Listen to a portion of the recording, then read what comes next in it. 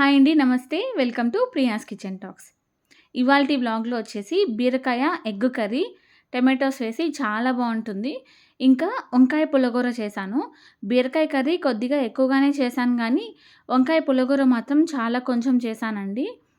అయితే బీరకాయ కర్రీ ఎక్కువుంది గదా! ఇంకా మళ్ళీ వేస్ట్ అయిపోతుంది అనేసి నేను వంకాయ పుల్లగూర కొంచెమే చేశాను. తర్వాత ఇక్కడ నేను రైస్ అయితే ఫస్ట్ పెట్టేశాను.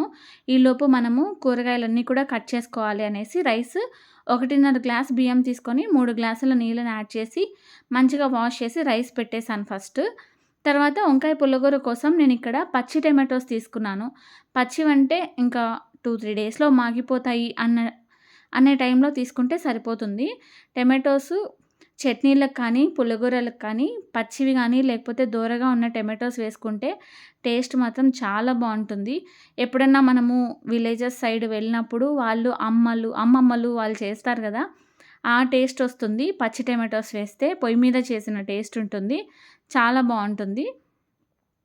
మొత్తం 100% వస్తుందని చెప్పను. కాకపోతే దగ్గరగా ఆ టేస్ట్ ఉంటుంది. చాలా బావుంటుంది. ఒకసారి ట్రై చేయండి. వంకాయ పుల్లగూర కోసం నేనిక్కడ 3 టమాటోస్ తీసుకున్నాను. ఇంకా ఒక ఆనియన్ తీసుకున్నాను. వంకాయలు కూడా 4 తీసుకున్నానండి. 4 గూడా ఒకటి పోయింది. ఇంకా పుచ్చి ఉన్నింది. అందుకని దాన్ని తీసేసి ఇంకా 3తోనే చేస్తున్నాను. ఉన్నాయి కానీ వంకాయలు కాకపోతే కూర ఎక్కువ వేస్ట్ అయిపోతుంది అనేసి కొంచెమే చేశాను. ఇంకా పచ్చిమిరపకాయలు కూడా తీసుకున్నానండి. పచ్చిమిరపకాయలు ఒక 5 తీసుకున్నాను. వాటిని కూడా కట్ చేసుకుంటున్నాను. ఇంక వంకాయలని కూడా కట్ చేసేసి ఒక బౌల్‌లో ఉప్పు వేసి నీళ్ళల్లో వేసి పెట్టేసినాను. కలర్ చేంజ్ అవ్వకుండా ఉంటుందని. చేయడానికి కొంచెం లేట్ అవుతుందని ఇంకా వంకాయలన్నీ బౌల్‌లో వేసి పెట్టేసినాను. ఇంకా బీరకాయ కర్రీ అయితే ఇక్కడున్న బీరకాయలతో చేసేస్తున్నానండి. పైన ఉన్న చెక్కు తీసేసాను. లైట్‌గా తీసాను. బీరకాయలు చాలా లేతగా ఉన్నాయి. టేస్ట్ కూడా చాలా బావుంటుంది. అందుకే నేను పూర్తిగా తీయలేదు పైన ఉన్న చెక్కు. లైట్‌గా తీసానంతే. అన్ని వెజిటబుల్స్ కూడా నేను వాష్ చేసే తీసుకున్నానండి. మంచిగా పీల్ తీసేసి ఇంకా బీరకాయ ముక్కల్ని చిన్న ముక్కలుగా కట్ చేసుకున్నా. ఇవి మనం ఎంత చిన్న ముక్కలుగా కట్ చేసుకుంటే కూర మనకి అంత ముద్దగా వస్తుంది.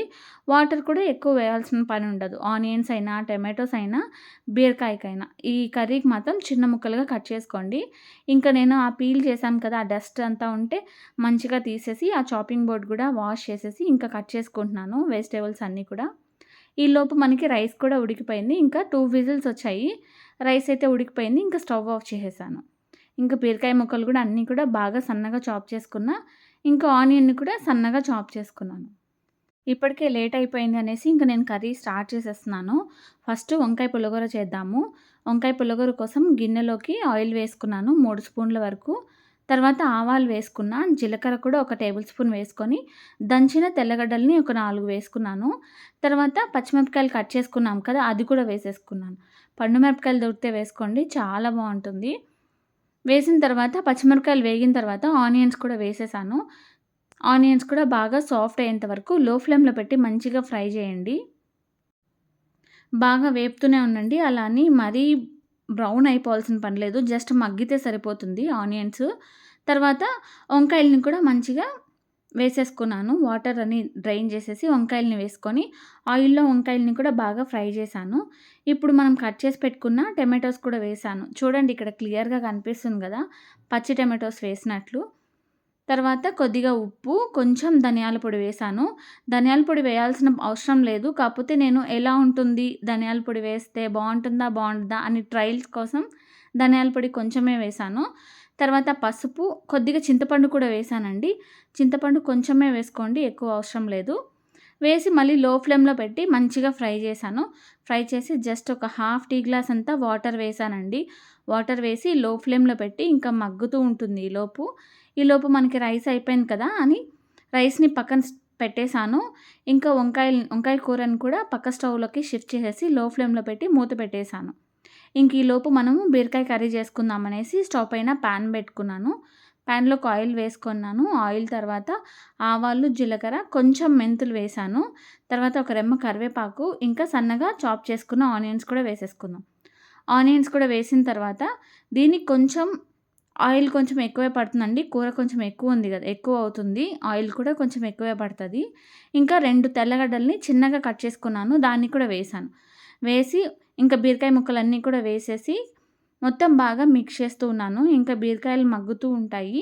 ఈలోపు నేను టమాటోస్ ఇందాక కట్ చేయలేదు ఈ కర్రీ కోసము టైం అయిపోతుందనేసి. అందుకే ఇప్పుడు నేను టమాటోస్‌ని చాపర్‌లో వేసి చాప్ చేసేస్తున్నాను. ఈ గ్యాప్‌లో టమాటోస్‌ని కూడా చాప్ చేసి పెట్టుకున్నాను. ఈలోపు మనకి మూత పెట్టి లో ఫ్లేమ్‌లో పెట్టి బీరకాయ ముక్కలన్నీ కూడా బాగా మగ్గేంత వరకు లో ఫ్లేమ్‌లో పెట్టి మగ్గించండి.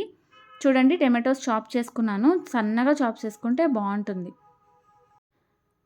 టమాటోస్‌ని ఒకవేళ మీరు సన్నగా కట్ చేసుకోకపోతే మిక్సీ జార్‌లో వేసుకొని టమాటో పేస్ట్ ఏసేసుకోండి. అలా వేసుకున్నా కూడా బావుంటుంది. తొందరగా అయిపోతుంది కూర కూడా.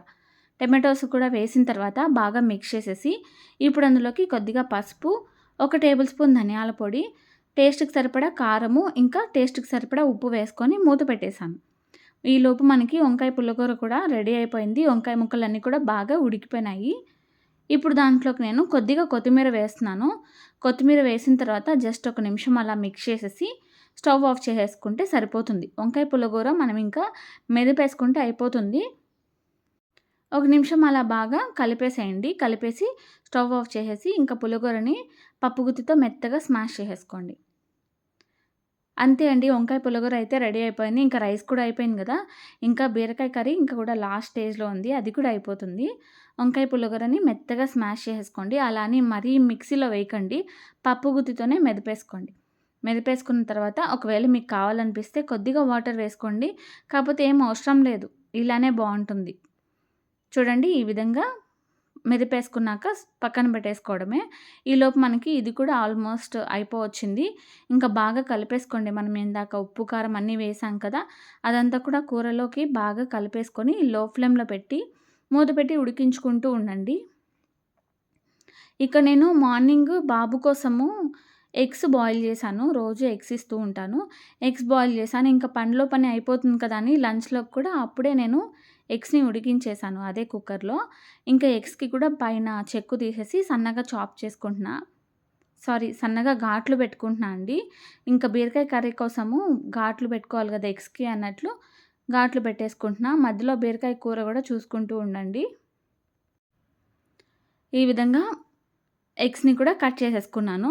ఇంకా బీరకాయ కర్రీ ఇంకా కొంచెం ఉడకాలి. అందుకే నేను మళ్ళీ మూత పెట్టి ఉడికిస్తూ ఉన్నాను.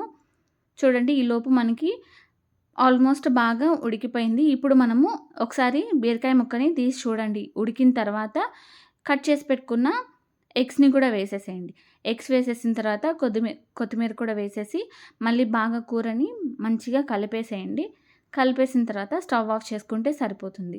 ఒకసారి ఏదైనా ఉప్పు, కారం తక్కువయింది అనుకుంటే వంకాయ పులగూరలో కానివ్వండి, ఇంకా బీరకాయ కర్రీలో గానీ ఏదన్నా తక్కువైంది అనుకుంటే యాడ్ చేసేసుకోండి ఈ స్టేజ్‌లో. అంతే అండి. ఇదొచ్చేసి మాది థర్స్‌డే లంచ్ వ్లాగ్. చాలా బావున్నాయి 2 కర్రీస్ కూడా. ఒకసారి ట్రై చేయండి.